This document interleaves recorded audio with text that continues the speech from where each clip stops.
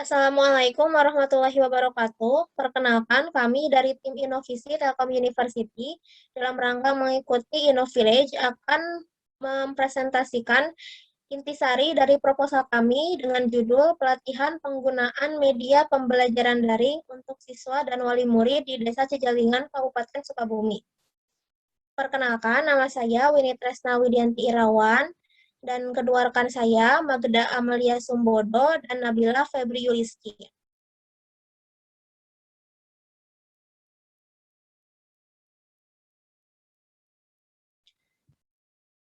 Pandemi COVID-19 saat ini masih terus mewabah dan belum juga usai.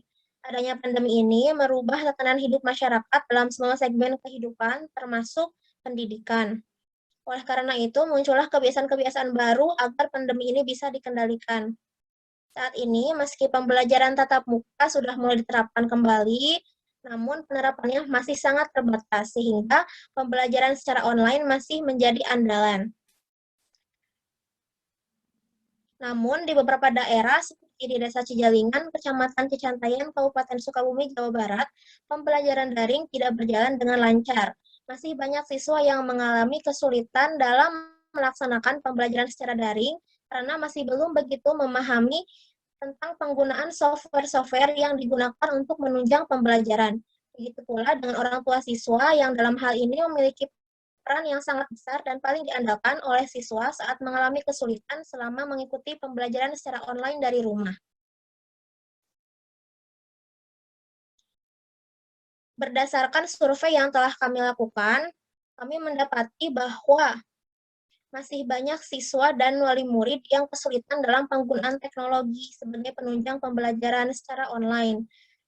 Oleh karena itu, kami berencana untuk mengadakan pelatihan kepada siswa dan wali murid agar dapat menggunakan media penunjang pembelajaran daring dengan baik, sehingga ke depannya pembelajaran berjalan lebih efektif dan output lainnya masyarakat menjadi lebih terdigitalisasi.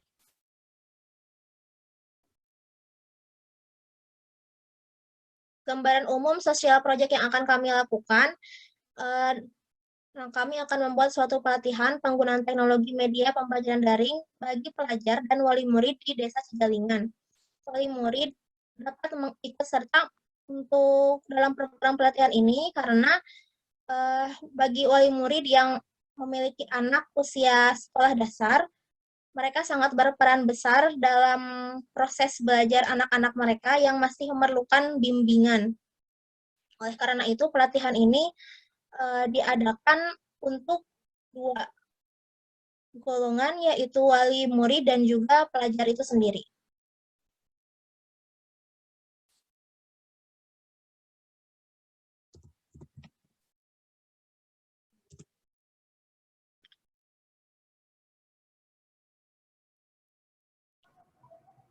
Untuk selanjutnya akan dijelaskan oleh teman saya, Magda. Oke, baik. Terima kasih, Winnie. Di sini saya akan mempresentasikan dan menjelaskan bagaimana langkah-langkah implementasi saat kegiatan yang akan dilakukan. Yang pertama, dari pembentukan tim, lalu konsultasi kepada tim dosen Universitas Telkom, lalu selanjutnya pembuatan proposal, lalu pembuatan dan penyebaran survei secara daring, lalu melakukan analisis permasalahan dan mencari solusi. Setelah itu, sosialisasi kepada wali murid dan pelajar atau pelatihan. Lalu setelah itu, penyusunan laporan dan publikasi. Kegiatan tersebut sudah selesai, namun 3 bulan ke depannya akan dilakukan monitoring agar kami mengetahui apa dampak yang apa dampak yang terjadi pada desa tersebut setelah melakukan pelatihan dari kami.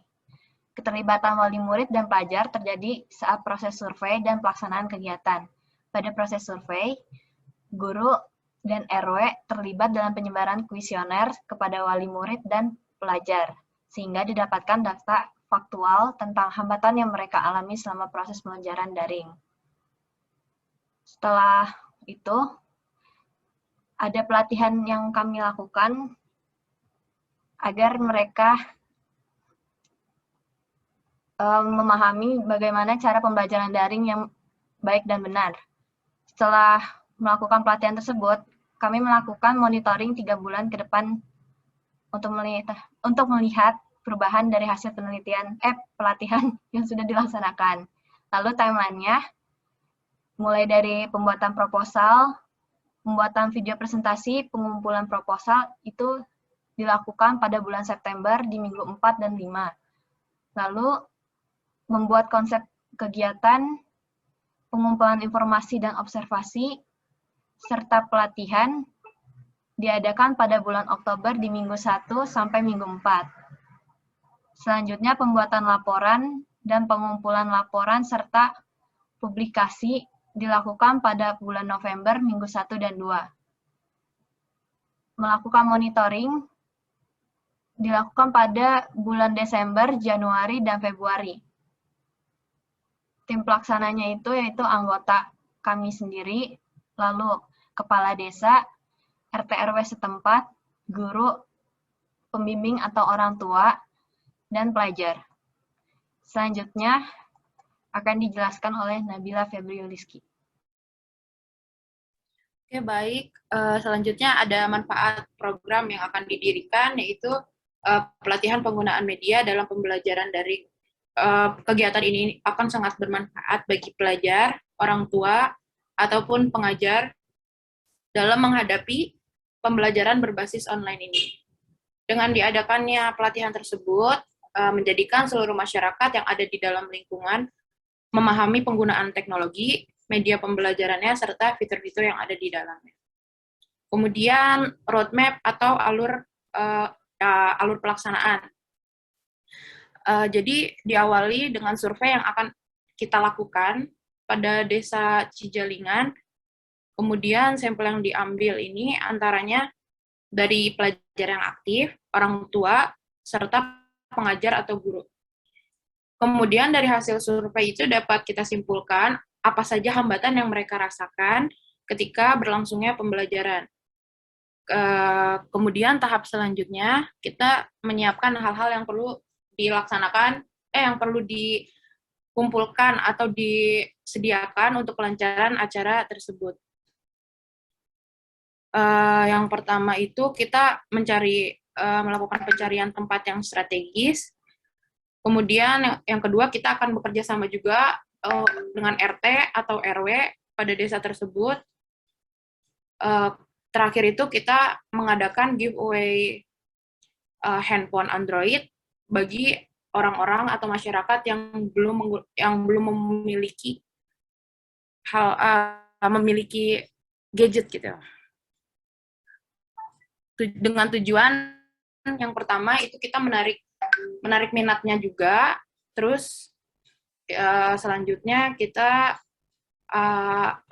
agar anak-anak yang belum memiliki gadget, ya kita mendukung proses pembelajarannya supaya berjalan dengan baik. Kemudian aspek berkelanjutan atau kita lihat dengan jangka panjangnya. Program pelatihan yang akan dilaksanakan ini tujuannya untuk memberikan edukasi, karena kita tidak dibohongi ya, kita semuanya seiring berjalannya waktu, perkembangan zaman itu selalu ada, dan perkembangan teknologi itu pasti ada gitu. Karena yang tadinya manual atau berbentuk analog itu menjadi format digital.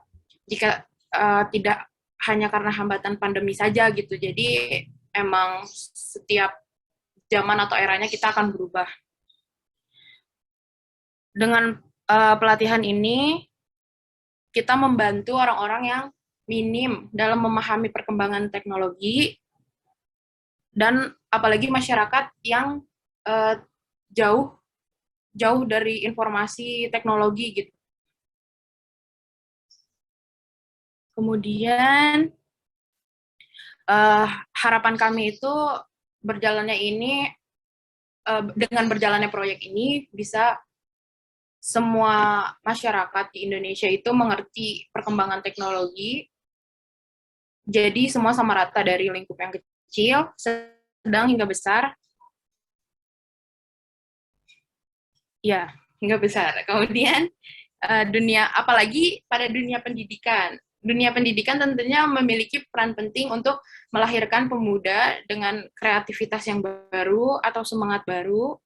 Hal ini juga menjadikan Indonesia akan menjadi negeri yang makmur dan sejahtera. Jadi yang memimpin negeri ini bukan hanya orang-orang yang bisa orang-orang yang kalangan atas saja gitu, kalangan bawah juga tidak jauh lebih hebat dari mereka gitu. Kemudian yang terakhir itu ada rencana anggaran biaya. Ya pastinya kita butuh biaya buat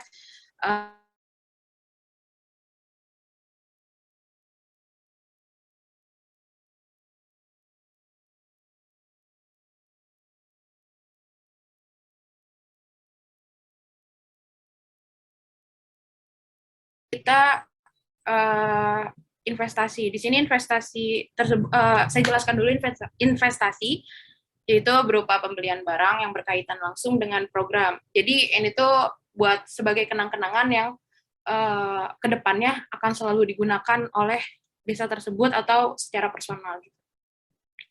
Yang pertama handphone Android, sama kayak yang tadi dijelaskan, itu untuk giveaway atau hadiah. Kemudian operasional yang mendukung untuk keperluan event ini atau proyek ini, yaitu yang pertama tempat, kemudian setelah tempat ada COVID Toolkit, karena di sini kita bersifat on-site, jadi kita harus menyediakan untuk sesuai protokol kesehatan yang diberlakukan oleh pemerintah, ya, dari masker atau hand sanitizer gitu. Kemudian ada laptop. Laptop di sini kita untuk melengkapi agar pembelajaran ini langsung realistis, dapat direalisasikan langsung gitu di tempat. Kemudian kamera dan tripod ini untuk dokumentasi. Sound system untuk melakukan presentasi yang didukung oleh proyektor dan layar. Kemudian yang terakhir ada konsumsi, lalu kuota, kemudian transportasi. Yang terakhir ada biaya tak terduga. Di sini kita cantumkan ini untuk biaya kebersihan atau keamanan sekitar atau keamanan tempat gitu, sama untuk merchandise atau kenang-kenangan dari kita gitu untuk mereka. Jadi telah ditotal semua pengeluaran atau total biaya pengeluaran secara keseluruhan itu Rp19.300.000. Oke, baik. Mungkin cukup sekian untuk presentasi kami. Kurang lebihnya mohon maaf. Besar harapan kami untuk diperhatikan, untuk dipertimbangkan lagi proposal yang kami buat. Sekian, terima kasih. Assalamualaikum warahmatullahi wabarakatuh.